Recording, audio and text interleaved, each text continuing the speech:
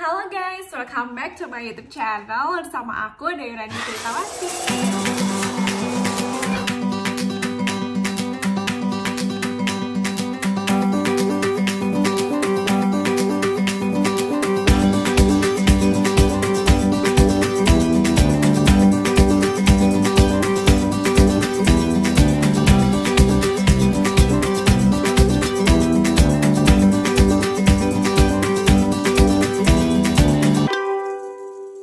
Kali ini aku mau minta maaf dulu nih guys, karena minggu kemarin aku nggak upload video karena ada beberapa hal yang harus aku selesai dulu. Tapi alhamdulillah udah beres, dan sekarang aku mau share nih sama teman-teman tentang kulit. Pasti udah baca banget kan dari judulnya. Nah, buat teman-teman yang baru join dan baru nonton channel aku di video ini, halo, selamat datang di channel aku. Perkenalkan, nama aku Dewi Rani Pelitawati, sama kayak nama channel ini. Di channel ini aku akan berbagi mengenai hal-hal yang chills, yang relax, selalu tentang medicine, info-info kesehatan, dan juga tentang traveling, jalan-jalan.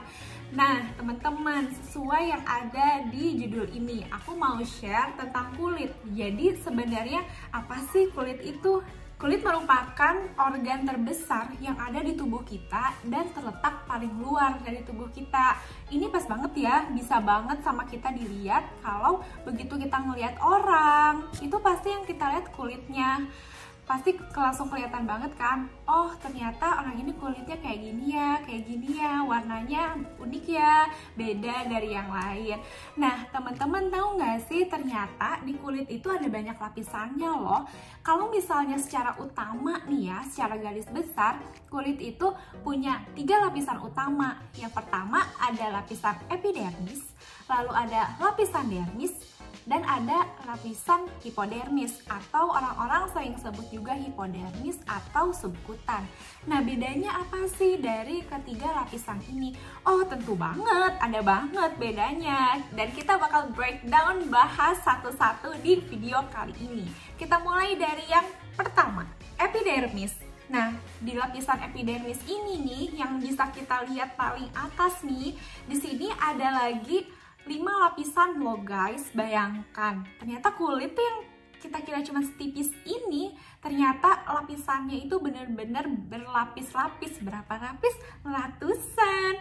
Nah, dari yang epidermis ini kan dibagi lagi nih, jadi ada 5 lapis. Apa aja? Yang pertama ada stratum corneum. Stratum corneum ini dia terdiri dari sel-sel kulit mati. Jadi kalau misalnya kita ngelihat kulit kita yang lagi ngelupas, nah itu stratum corneum kita tuh yang lagi ngelupas. Terus di bawahnya lagi ada stratum lucidum. Nah, di stratum lucidum ini dia cenderung berwarnanya itu bening, transparan gitu. Terus masuk lagi ke bawah ada stratum granulosum.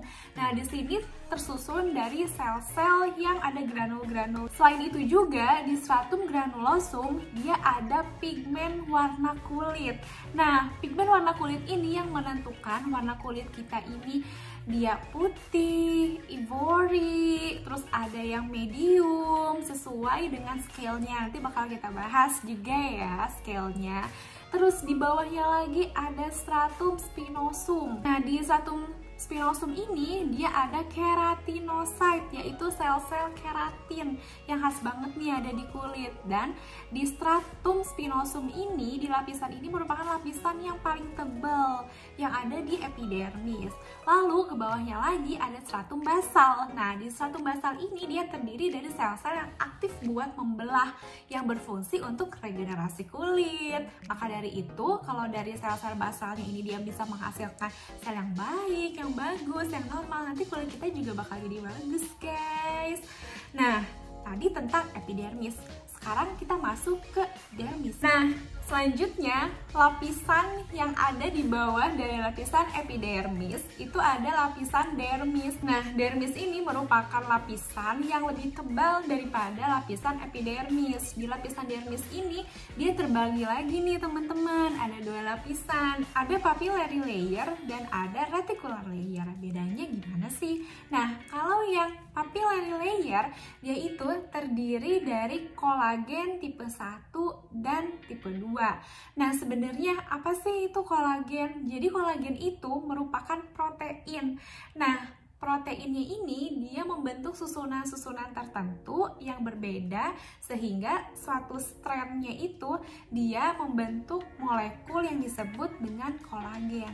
Kolagen sendiri ada banyak tipenya nih teman-teman, tapi buat di lapisan papillary ini di bagian dermis dia terdiri atas kolagen tipe 1 dan tipe 2.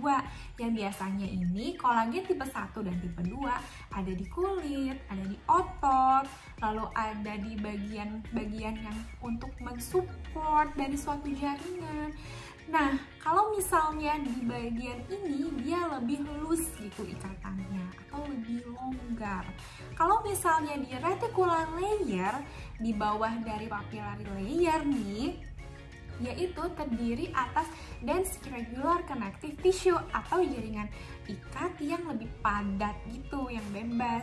Nah, di bagian reticular layer ini dia ada kolagen juga, ada tipe 2. Nah, biasanya kalau sudah dekat-dekat dengan rangka, dengan tulang, dengan cartilage itu kolagen tipe 2 itu jumlahnya lebih banyak nih guys. Makanya di reticular layer yang letaknya lebih bawah dia lebih banyak mengandung kolagen tipe 2. Kita penasaran gak sih guys?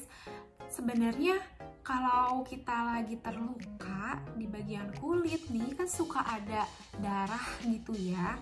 Nah, sebenarnya pembuluh darah itu ada di mana letaknya? Nah, jadi pembuluh darah ini letaknya ada di dermis kita nih. Jadi di bawahnya epidermis ya, makanya normalnya kalau misalnya pada orang-orang yang kulitnya itu tidak terlalu tipis atau tidak terlalu tebal, jadi yang sedang-sedang aja gitu ya guys, yang normal, dia itu nggak akan terlalu kelihatan pembuluh darahnya karena tertutupi oleh epidermis. Tapi kalau misalnya kulit epidermisnya tipis, misalnya karena genetik atau karena exposure dari zat-zat, atau misalnya penggunaan obat-obatan itu yang bisa menipiskan kulit kita, misalnya penggunaan kortikosteroid secara topikal gitu, diolesin ke kulit. Nah, itu kan bisa membuat kulit kita semakin menipis ya, dan itu bisa kelihatan nih pembuluh darahnya. Tapi kalau misalnya pada orang normal dia pembuluh darahnya itu nggak akan kelihatan guys. Nah, kalau aku tuh di sininya lebih tebal kulit epidermisnya. Kalau misalnya kesini kulitnya epidermisnya tipis itu loh guys, tuh jadi kelihatan pembuluh darahnya. Tapi kalau misalnya ini dia bukan pembuluh darah yang ada di dermis. Kalau ini dia pembuluh darah untuk mensuplai organ-organ dari bagian karpal kita, ada arteri digitalis namanya. Nah, kalau misalnya pembuluh darah di dermis ini dia terputus, terluka, dia bisa menimbulkan namanya perdarahan intradermis gitu teman-teman. Nah, di bagian dermis juga banyak banget terdapat reseptor-reseptor untuk sensori. Makanya ketika kita disentuh, kita bisa merasakan sentuhan. Ketika ditekan, kulit kita bisa merasakan tekanan. Ketika kita beri es, kita bisa merasakan dingin gitu oleh reseptor Krause.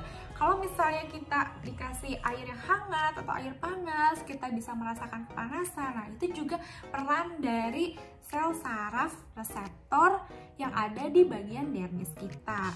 Nah, selanjutnya kita masuk ke yang lapisan ketiga. Di lapisan ketiga ini sering disebut juga jaringan lemak atau lapisan adiposa atau lapisan subkutan atau lapisan hipodermis. Dia punya banyak nama gitu guys, jadi teman-teman boleh ingat semuanya atau salah satunya juga boleh, nggak apa-apa. Nah, di lapisan ini dia banyak banget mengandung jaringan-jaringan lemak. Fungsinya dari jaringan lemak ini dia sebagai penghangat di bagian kulit kita sebelum masuk ke bagian otot, bagian rangka. Nah, jadi di kulit kita yang tipis ini nih dia juga udah ada lemak kulitnya nih guys gitu. Nah, itu dia 3 lapisan utama yang ada di kulit kita. Teman-teman, that's all tentang kulit. Kalau misalnya teman-teman suka dengan video ini dan penasaran tentang video apa aja sih yang bakal aku upload ke depannya, kalau misalnya suka boleh like, kalau nggak suka boleh dislike. Kalau kalau teman-teman suka juga boleh subscribe di tombol merahnya. Dan kalau teman-teman mau tahu, mau dapat informasi atau pemberitahuan tentang video-video aku yang baru aja di-upload, boleh klik loncengnya, lalu klik yang semua atau yang all. Dengan kayak gitu nanti teman-teman bisa dapat notification tiap aku upload video terbaru guys.